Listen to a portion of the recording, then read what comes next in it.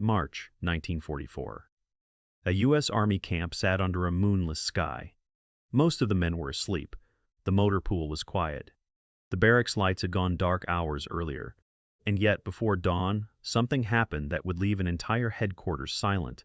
It began with a wounded soldier. Private Nathan Carter was 23 years old. He came from a small town in Ohio. His mother still kept every letter he mailed home. His younger sister carried his photograph in her school books.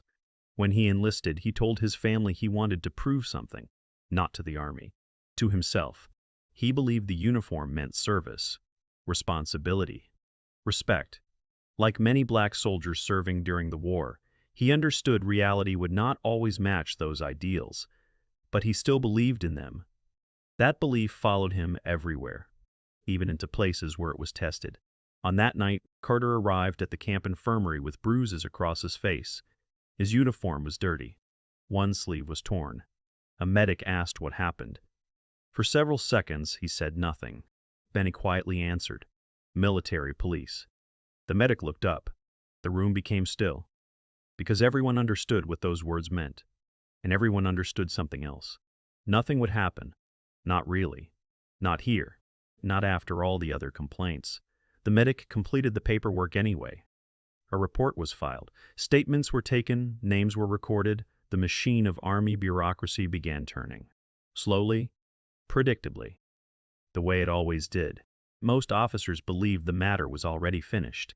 Not because the truth had been found, because the outcome had already been chosen. The report would disappear, just like the others.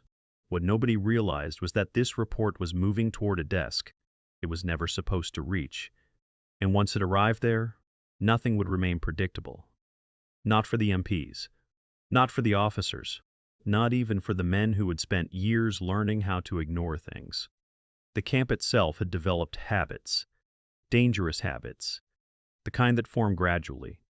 One decision at a time, one overlooked complaint, one forgotten investigation, one signed document, then another, then another. Over the years, accusations involving racial mistreatment had surfaced more than once. They rarely traveled far. Witnesses became uncertain. Reports became incomplete. Recommendations disappeared. Careers remained protected. The system continued moving. Few people openly defended it. Most simply learned how to survive inside it. Silence became easier than conflict. And silence became routine. That was the world Nathan Carter lived in. Yet those who knew him often described the same thing. Steady, not loud, not rebellious, not confrontational. Steady. He played cards on weekends, wrote home regularly, helped younger recruits adjust to camp life. The type of man people trusted. The type of man people noticed when he suddenly stopped smiling. The incident occurred after evening duties. The exact sequence would become disputed. Some witnesses claimed Carter was stopped for questioning. Others said an argument began first. Several accounts contradicted each other, but certain facts remained difficult to challenge. Multiple MPs encountered Carter. He was separated from others. Hours passed, and when he finally reappeared, he carried injuries he did not have before. The missing hours became the center of the mystery. Nobody could explain them consistently. Every version changed slightly. Every statement contained gaps. Every explanation created new questions. That alone should have triggered alarm. Instead, many officers seemed relieved. Confusion was useful. Confusion made accountability harder. The initial paperwork reflected that. Language became cautious. Descriptions softened. Details disappeared. The report appeared destined for a filing cabinet. Then something unexpected happened. A clerk noticed discrepancies. Nothing dramatic. Just inconsistencies, dates that did not align, statements that contradicted medical observations, the sort of details most people ignore. The clerk could have moved on. Many had before. Instead, he forwarded additional notes with the report. A small decision, almost invisible. But history often changes because somebody performs a small duty honestly. The report moved upward. One desk, then another, then another. Then another. At each level, someone had an opportunity to stop it. Someone nearly did. Yet somehow it kept moving. Until it reached headquarters. By then, it was late. The building had mostly emptied. Stacks of paperwork waited for review. Routine matters, personnel requests, operational reports, administrative issues. Then came Carter's file. The officer reviewing documents hesitated. He recognized the subject immediately. He understood its implications. For several moments, the folder remained untouched. Then he placed it into another stack, a stack destined for General George Patton. Nobody expected much. Even those forwarding the report assumed it would become another forgotten record. But sometime that night, Patton opened the file. The room was quiet. A lamp illuminated the desk. Outside, darkness covered the camp. Patton read every page. Then he started again. The second reading lasted longer. Witness statements, medical observations, timelines, names. He studied them carefully. Something bothered him. Not merely the alleged assault. The pattern. Certain phrases appeared familiar. The structure of the report felt familiar. The omissions felt familiar. He requested additional records. Staff officers complied. Soon, older files began appearing. 1 report, then 5, then 12. Eventually dozens. Different names. Different incidents. Strangely similar outcomes. No resolution. No accountability. No meaningful action. The pile on the desk grew larger, and with every document the problem changed shape. This was no longer one complaint. It was evidence of something deeper. Something older. Something many people preferred not to discuss. Patton said very little. That worried his staff more than anger would have. Because experienced officers understood something important.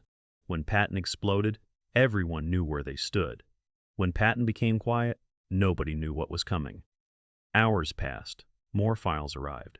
The number reached 40. 40 allegations. 40 opportunities for action.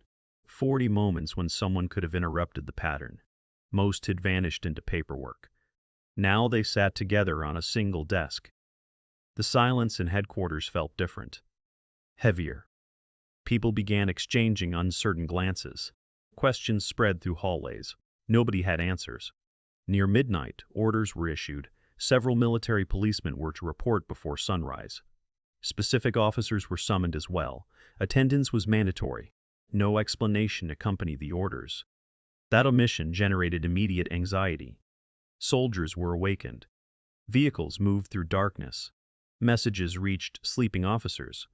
Some assumed a security issue. Others feared an operational emergency. Nobody guessed the truth. Meanwhile, Nathan Carter remained unaware. He rested in the infirmary. The pain in his face lingered. His thoughts drifted elsewhere. Toward home. Toward family. Toward the possibility that speaking up had accomplished nothing. Again. Because disappointment becomes easier to expect after enough experience. Outside, the night slowly faded. Headquarters filled. Boots echoed through corridors. Men waited. Conversations became whispers. Then even whispers disappeared. The officers noticed something unusual. A stack of folders sat prominently on the conference table. Dozens of them. No labels visible. Just evidence. Waiting. The room continued filling. Military policemen arrived. Command personnel arrived. Administrative officers arrived. Nobody understood why. Then the door opened. Patton entered. No dramatic speech followed. No shouting. No theatrical display. He simply walked to the table, sat down, opened a folder, and began asking questions. The first answers sounded confident, routine, prepared. Then Patton introduced witness statements. Confidence weakened. A second contradiction appeared, then a third, then medical observations, then timelines. The room shifted. People stopped looking at him. They began looking at each other. Patton moved carefully, methodically. Each question narrowed possibilities. Each document eliminated excuses. Eventually the discussion stopped being about one incident. The older files emerged, one by one. The stack on the table suddenly made sense. Officers recognized reports they had signed years earlier, reports they assumed nobody would ever revisit. Patton placed them side by side. Patterns became impossible to ignore. The room grew quieter. One officer attempted to explain procedural limitations. Patton listened. Another referenced insufficient evidence. Patton listened again. A third cited wartime priorities. Still no interruption. When the explanations ended, silence returned. Then Patton spoke. His voice remained calm. That made every word heavier. He noted the similarities. The repeated failures. The repeated delays. The repeated delays. The repeated delays. The repeated decisions to look away. Responsibility, he explained, did not belong only to those accused of violence. Responsibility also belonged to those entrusted with authority, those who received complaints, those who received complaints, those who reviewed reports, those who chose convenience. The statement settled over the room. Nobody moved, because many suddenly realized the investigation had expanded beyond the MPs. The system itself stood under examination, and for the first time, it had nowhere to hide. The meeting lasted hours. When it ended, careers looked different. Assumptions looked different. The certainty that complaints would disappear no longer existed. Actions followed. Reviews were ordered. Personnel changes occurred. Procedures changed. People were held accountable. Not because perfection had suddenly arrived, but because ignoring the problem was no longer acceptable. Word spread quickly. Military camps operate on rumors. Yet this time, rumors struggled to keep pace with reality. Soldiers heard that officers had been questioned. Then they heard older cases had been reopened. Then they learned headquarters had intervened directly. Many refused to believe it. At first, because institutions teach expectations, and the expectation had always been disappointment. Nathan Carter learned about the developments gradually. A friend mentioned unusual activity. Another described meetings. Then details emerged. He listened carefully, without celebration, without visible excitement, almost cautiously, as though hope itself required verification. That reaction surprised some people. It should not have. Men who experience repeated injustice often become careful with optimism. Trust returns slowly. One conversation stayed with him. A fellow soldier asked whether it changed anything. Carter considered the question. For a long moment, he looked across the camp. Then he answered quietly. It changes that somebody listened. Not a dramatic statement, not a trimentic statement, just an honest one. And perhaps that honesty carried more weight than anything else. Because justice is often discussed through verdicts, punishments, policies, official outcomes. Yet for many victims, another part matters first. Being heard, having the truth acknowledged, knowing the experience was not erased, knowing somebody with power chose not to look away. Months later, memories of the confrontation remained, not because of shouting. There had been very little shouting.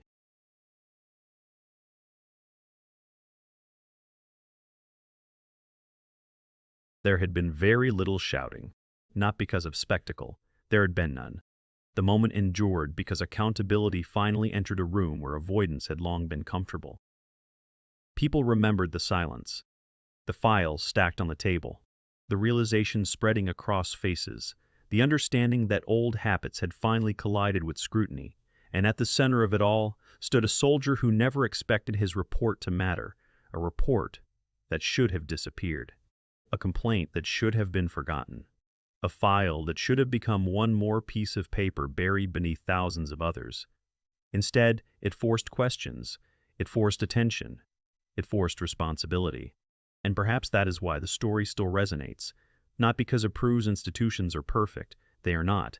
Not because it suggests justice always arrives, it does not. But because it reminds us that systems are ultimately shaped by choices, the choice to remain silent, the choice to intervene, the choice to ignore, the choice to listen. Before sunrise, a group of officers entered headquarters believing they understood how the world worked. By morning, many of those assumptions had been challenged. And for one wounded soldier, that change carried a meaning far greater than punishment. It meant his voice had traveled farther than anyone expected. It meant someone finally opened the file and refused to close it. If you had been in that headquarters room, what would have mattered more to you? Punishing the individuals responsible, or exposing the system that allowed the abuse to happen repeatedly in the first place?